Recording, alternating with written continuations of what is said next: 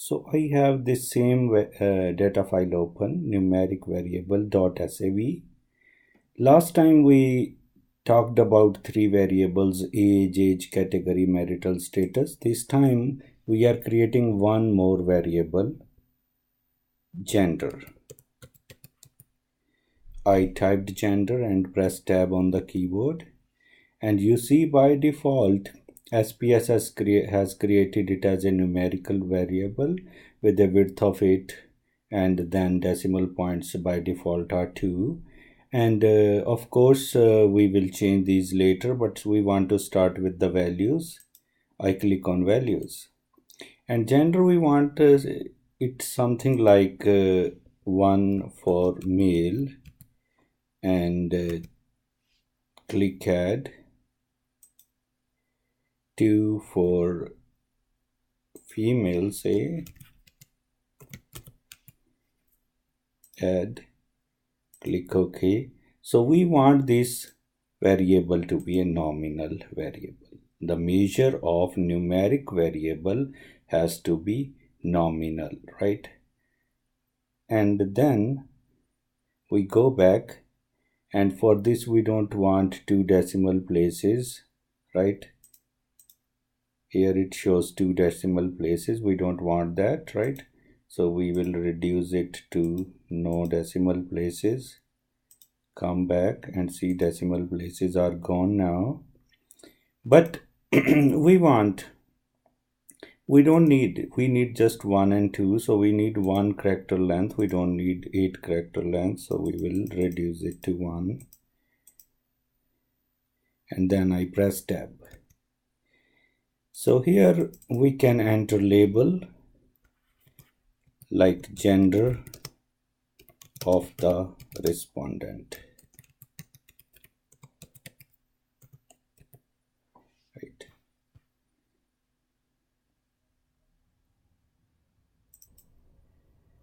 Further, we want to talk about and understand how we will deal with the missing values, right? So missing values, as I said last time, we have in SPSS window 2 views. Right now we are in variable view, but at the bottom left, if we click, we go to the data view. So this is where we have data, but sometime we may not have data for each case, right? As we know that the rows in SPSS are called cases, and the columns in SPSS are called variables.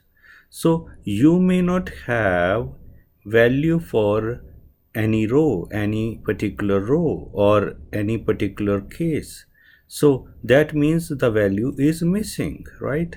So if you have a missing value, the reason is like why you will have a missing value. The one reason is that you went to a respondent, you asked a question, but you never got a response, so you have a missing value there. Sometimes what happens is that you get a response, but later on you are not able to decipher what you wrote. Sometimes we write and we don't later on recognize what we actually wrote, right? So sometimes we can't decipher ourselves at another point of time, right? So then we have missing values, right? So here this column in the variable view, which I call design view for the variables, in this variable view, the design view of the variables, you have to deal with the missing values, right? So there are few options. Sometimes you end up using discrete missing values. How would you deal with that? So since 1 is male and 2 is female, right? Missing values I can take as like 0. So I don't have a missing value, right? So I don't have a value, right? And then there is another way to deal with the missing value, that you can assign codes like 98. We assign the 98 code that it is for do not know, right? Or 99 not available. So this way we can assign the codes for the missing values, right? So these codes will appear in the will appear as values. And the thing is, if we assign missing values now, then during statistical analysis later, you can treat these cases differently, and your statistical analysis would be more appropriate, right? So if you don't assign missing value codes here, then even nonsense values would be accepted and your analysis would not be appropriate, right?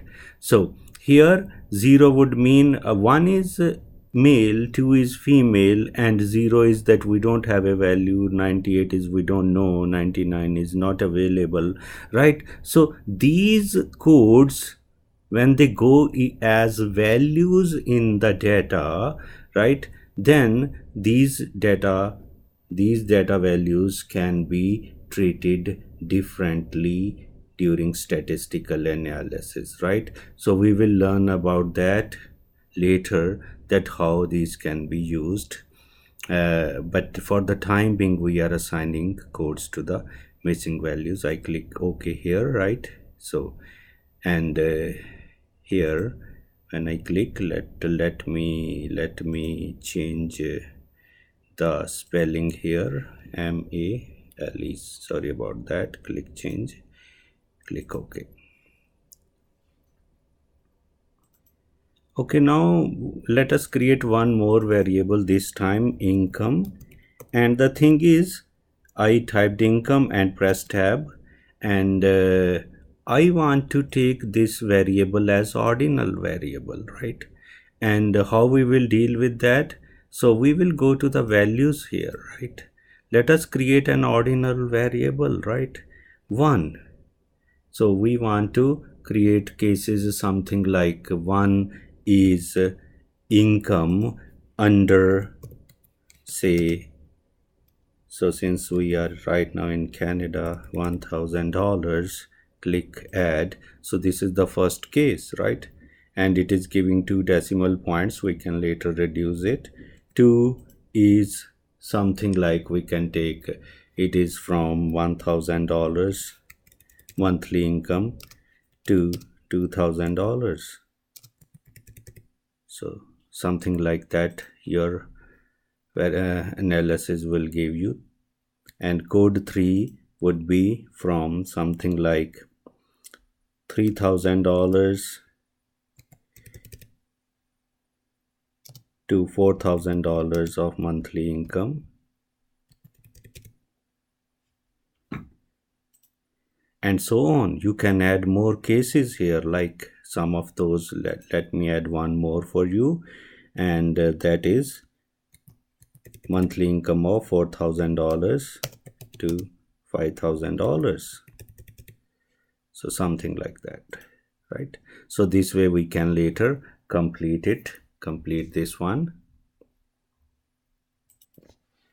So let us click OK, and I can reduce the decimal points to 0, and I can reduce the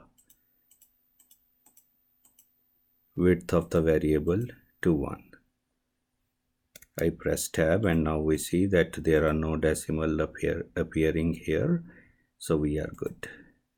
So here I can give it a label that this is a family income of the respondent, and this way you can add another variable which is ordinal type. So far in this learning, we learned how to add a numeric variable which is of nominal type, and how to add a numeric variable which is of ordinal type. We also learned how to deal with the missing values of the variable. So what I want to say over here is, or what is the summary of this learning is, that when we have a numeric variable, right? When we have a numeric variable,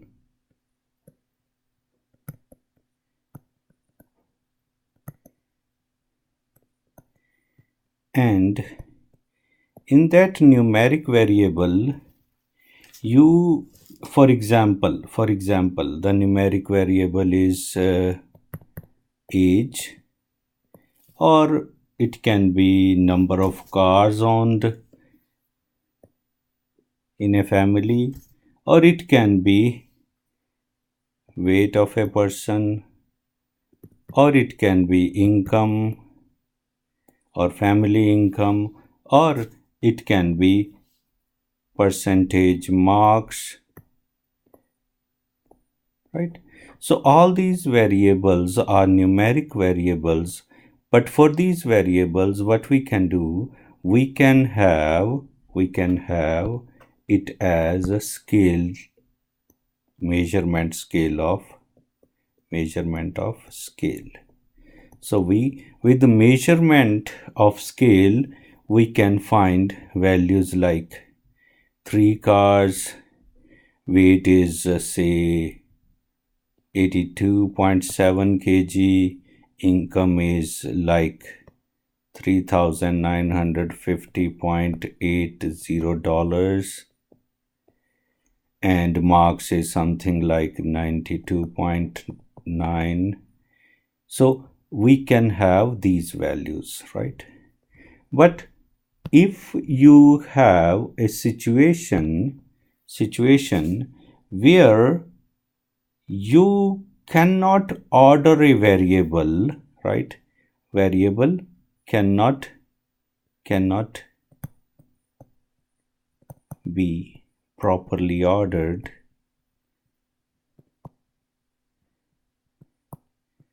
right? So you don't know like what is the exact order, which is smaller or which is largest. In that case, we were using the nominal scale.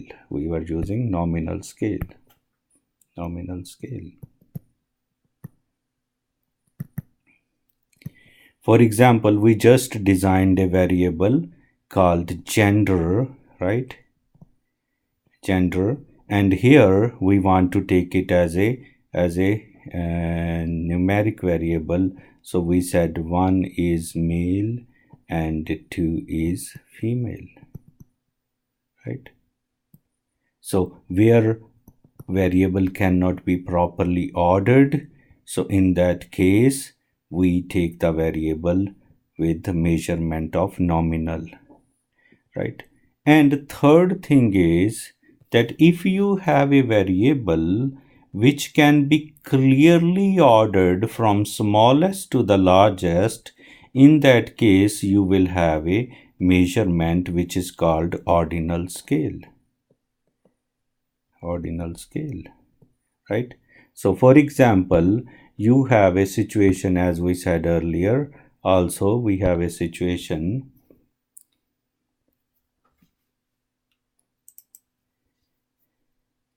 like income, right?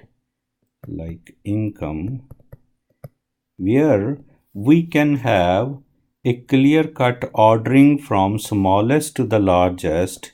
Then we can have something like income up to $1,000 per month. Okay, so it will be income or monthly income, you can call it, right?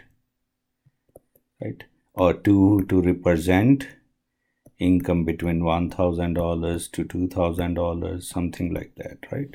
So this is ordinal scale, right?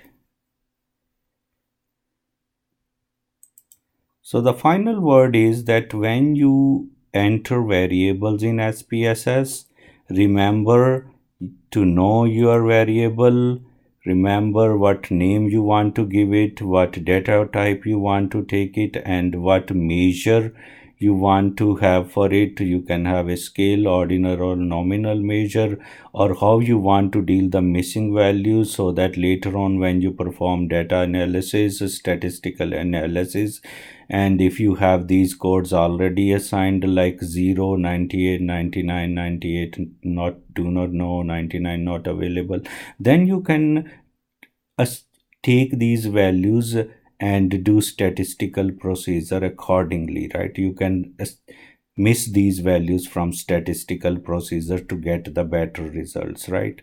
So all these things you have to take care of when before you actually conduct the statistical analysis, right? So it is always a good idea to learn about these two views: data view, where you have actually the cases, and the variable view.